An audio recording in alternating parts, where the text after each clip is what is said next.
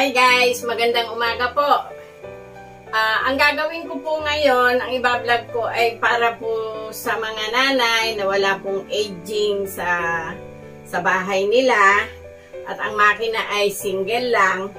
Ito po, panoodin nyo po ito at dito po ay madali kayong makagawa ng paninda. Malapit na po yung Pasko. Kailangan na po natin gumawa ng maraming baby dress. O yan guys, pakita ko po sa inyo kung paano natin tatabasin. Hindi nyo na po kailangan dito ng pattern. Ididirekta na po natin sa tela. Ito na yung tela nating 1 yard. O guys, ito na yung tela natin. Natiklop ko na ng isa, pangalawang tiklop na to. Ngayon, mula dito sa dulo, bumaba po tayo dito ng 6 inches. Hanggang doon, 6 inches din. O guys, pentel itong ginagamit ko ha. Pag gumamit kayo sa inyo, Dixon po ang bilhin ninyo. O yan. Ngayon, ang akin pong shoulder ay 3.5 lang. Ito guys, o. Dito, kumuha kayo ng 3.5. Ngayon, yung 3.5, bumaba kayo ng 4 inches. Mula doon, baba kayo dito ng 4 inches. Tapos dito guys, bawasan natin ng half inch. Kaya bumalik kayo dito para doon sa half inch. Ngayon, ang body nito ay ito po yung ating sa sleeve. Ang body nito, itodo nyo na po doon. Yan. Gawin po natin, ang body nito ay 28, 7, 14 times 2, 28. Ayun, doon na po tayo. Ngayon, yung body na yon, ikurbada nyo po dito. Papunta dito. Yan. Yan lang yun guys ha. Tapos, mula dito, sa shoulder na to, ayun guys oh, 23 inches. Tapos, paikutin nyo na yung medida nyo hanggang dito. Oh, nakuha na natin yung 23 inches hanggang sa baba. Ngayon, gupitin na po muna itong 23 inches papunta po doon sa dulo na yon. Yan. Tapos guys, ito yung kanina, yung shoulder natin, bumaba tayo doon ng half inch. Gumupit tayo ngayon doon sa half inch. Tapos guys, ito, ikurbada nyo siya doon. I-slide nyo na po siya doon sa ibabang yon. Oh, ito na siya guys. Ito lang yung dress natin. I-pull nyo siya ng ganon. O, kung may sobra pong pa ganon, tanggalin nyo. Pero pwede na rin pong hindi ninyo tanggalin. O. Ngayon, etong natira, eto siya guys. Kunin nyo po ng doble. May matitira po talaga kasi 1 yard po ito eh. Pagkakuha nyo po ng dobleng ganon, gupitin nyo po ito. Ito na po yung tira ng tela natin. Oh, ito siya guys. Bali, isang piraso lang to na pahaba. Ngayon, itong isang pirasong to, hatiin po natin sa gitna. Ngayon, kung wala po kayong makuhang ritaso na 1 yard, kahit po sobra. Ngayon, kung kulang naman, mag-isip na lang po kayo ng imamats nyo na strap niya. O, ito siya guys. Ito pa yung sobra natin. Ngayon, dito sa sobra natin, gumupit po kayo dito ng o, ito. 2 pirasong 2 inches. O, sobra na po yan guys. O, ito lang ang parts nito. Itong isang to, gaganituhin ko din siya. O guys, ito na yung front natin. Lalagyan muna natin ng facing yung pinaka-ibabaw.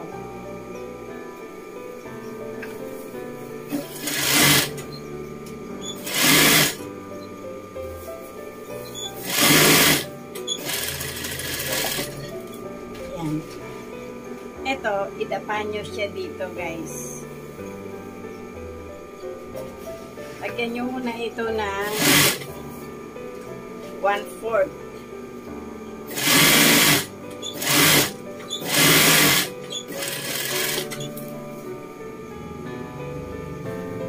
Tapos, itihaya natin. Pagkatihaya, gupitin nyo na po yung sobra doon. At gupitin nyo na rin po yung sobra dito. Ayan, tapan nyo ulit.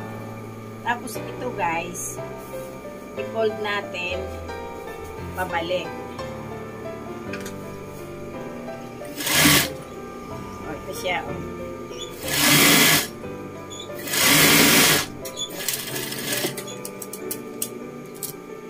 Papasadahan nyo po siya ng 2 beses. Ang pagitan nyo ay 1/4.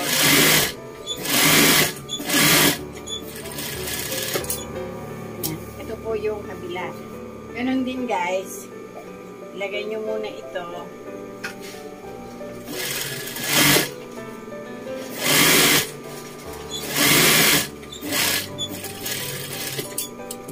Tapos, ibalik natin.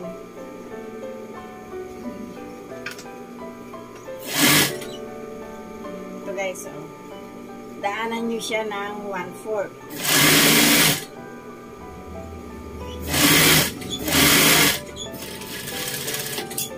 Oh, katulad kanina, itihaya nyo, bawasan nyo dito, at bawasan nyo rin dito.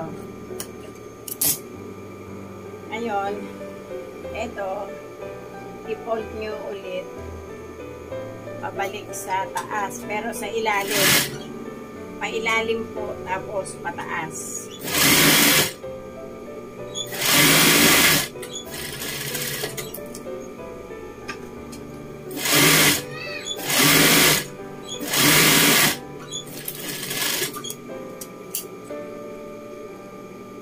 Oh, yan guys. Itong nauna, ito yung wrong side, ito yung right side. Itihaya nyo yung isa, tapos guys, itaob nyo itong isa. Yan o. Pantayin nyo po siya dito. Pagpantay nyo dito, tahian nyo po siya pababa.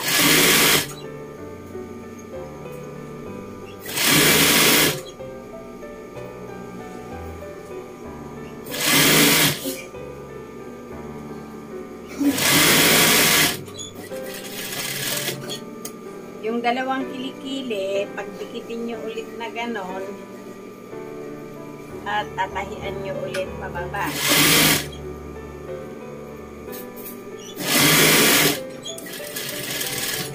Dikta rin po natin. O guys, nabaliktad na natin. Yung tinahian natin kanina, ito na siya ngayon. Kapain nyo kung gaano kalaki lang yung tatakbuhin ng makina nyo. Ang tawag po dito ay Valenciana.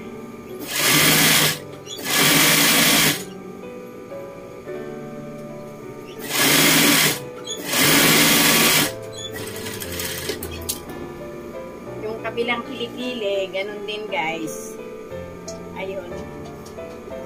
Pasadahan nyo ulit doon. Mag-lock kayo.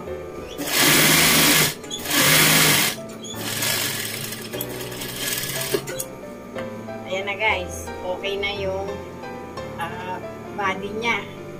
Ngayon, dito na nga lang tayo sa laylayan. Unahin ko na ito. Itong laylayan, itupin nyo po ng ganito. Yan. Pasadahan nyo po siya ng 1/4.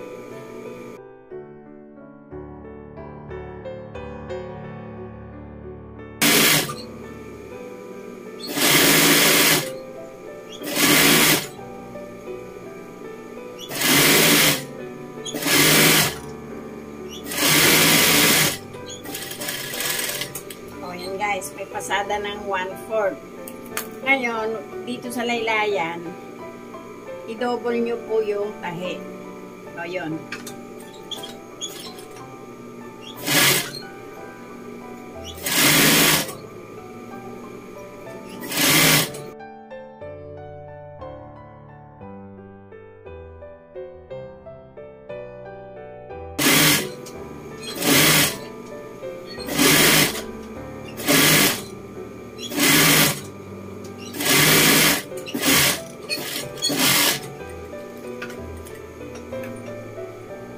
O yan guys, tapos na yung tupi natin. Dito na tayo sa strap.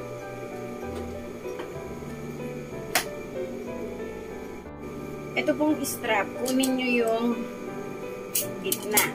Ayun guys, oh. Yung gitna na yon, doon natin itatapat ito. Itaob nyo ito. Yun na kasi yung wrong side, yung binalensya na natin. Tapos, eto, tinandaan ko dito. Dito nyo itapat yung tagiliran ng kilikili. Tapos, puntahan nyo siya doon. Simula doon, tahian nyo siya papunta dito.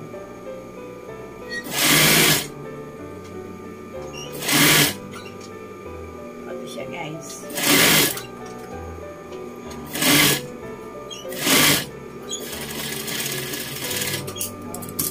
Na natin siya. Ngayon, ito, i-fold nyo siya dito. Ay no, pinantay natin. Tahiin nyo ito ng pabilog. Tahian natin siya hanggang dito sa dulo. Pagdating dito guys, mag-lock kayo. O yan. Ngayon, dito sa kabila, eto guys, ito kasi, huwag dito ang tahi. Ito yung kinapit natin, yan, ibaliktad nyo siya doon. Tapos, doon kayo ulit magsimula ng tahi. Papunta dito sa dulo.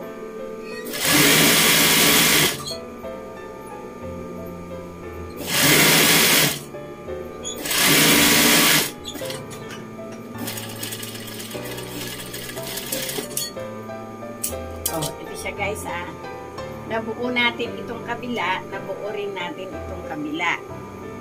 Ngayon, ang gagawin natin dito sa dulong ito guys, baliktarin nyo siya papunta doon. O, ayun o. Tapos, ilahin nyo po.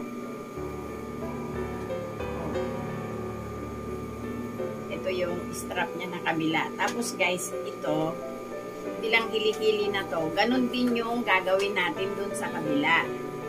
Kaya para hindi po masyadong humaba yung ating video, itong ginagawa kong ito guys, ganun to rin ang gagawin natin doon sa kabilang kilikili.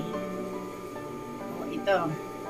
O, di po ba? Ito na yung strap sa kabila. Isang kilikili lang ito guys Ngayon, ito yung tinira natin kanina. Ito yung idinapa natin na kilikili. Ngayon, mula dito,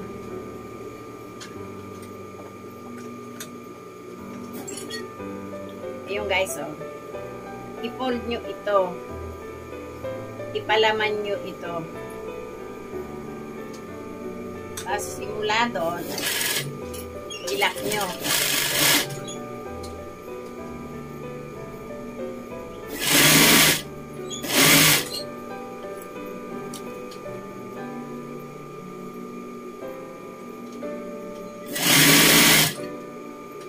O, ito na yung kabila guys.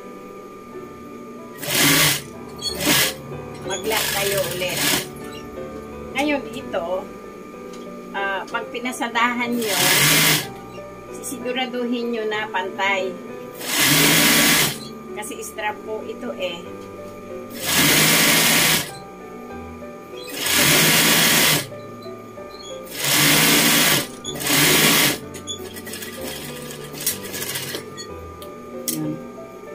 Tapos yung pong kabila, ito guys, pasadahan nyo na din po.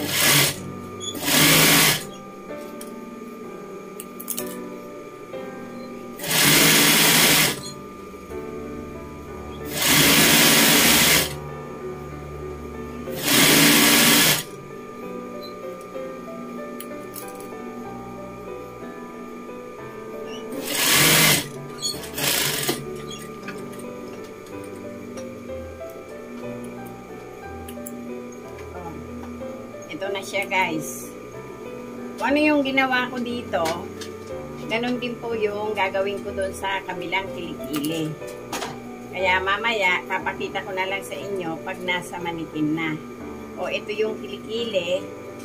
Ito na po yung ribbon natin. Gagawin ko lang po itong kabila at isusukat na po natin sa manikin. O guys, ayan na yung isang baby dress natin. Yung bulaklakin, ayan. Ito siya guys, oh, ayan. Nilagyan ko ng konting laso doon sa may dibdib.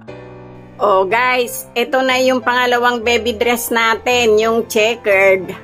Ayan, nilagyan ko po ng konting laso sa harap para malaman kung alin ang harap, kung alin ang likod.